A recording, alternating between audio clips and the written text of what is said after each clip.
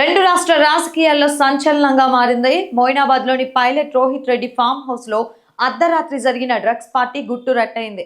పోలీసుల రాకతో కాల్పులు, ఐఫోన్ల ధ్వంసం. అసలు ఏం జరిగింది తెలుసుకుందాం.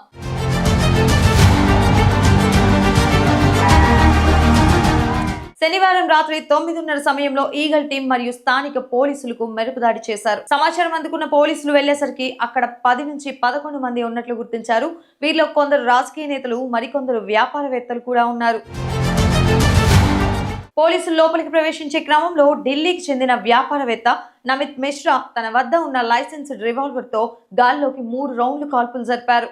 ఈ గన్ రోహిత్ రెడ్డి సోదరుడు రితేష్ రెడ్డికి చెందినదిగా పోలీసులు గుర్తించారు. సోదాల్లో దాదాపు 2 గ్రాముల కొకైన్, హుక్కా సామాగ్రి, విదేశీ మద్యం లభ్యమయ్యాయి. అక్కడున్న వారికి డ్రగ్ టెస్టులు నిర్వహించగా పైలట్ రోహిత్ రెడ్డి సహా 5గురికి పాజిటివ్ వచ్చినట్లు పోలీసులు ప్రాథమికంగా నిర్ధారించారు. అయితే ఏలూరు ఎంపీ పుట్ట మహేష్ కి కూడా పాజిటివ్ వచ్చినట్లు తేల్చారు. ఈ కేసులో మరో సంచలన విషయం ఏమిటంటే పోలీసులు లోపలికి వచ్చే లోపే రోహిత్ రెడ్డి తన 2 ఐఫోన్లను ధ్వంసం చేసినట్లు విచారణలో తేలింది. సమాచారం బయటకు వెళ్లకుండా ఉండేందుకే ఇలా చేశారని పోలీసులు అనుమానిస్తున్నారు. ప్రస్తుతం ఈ ఫామ్ హౌస్ ను సీజ్ చేసేందుకు అధికారులు సిద్ధమవుతున్నారు.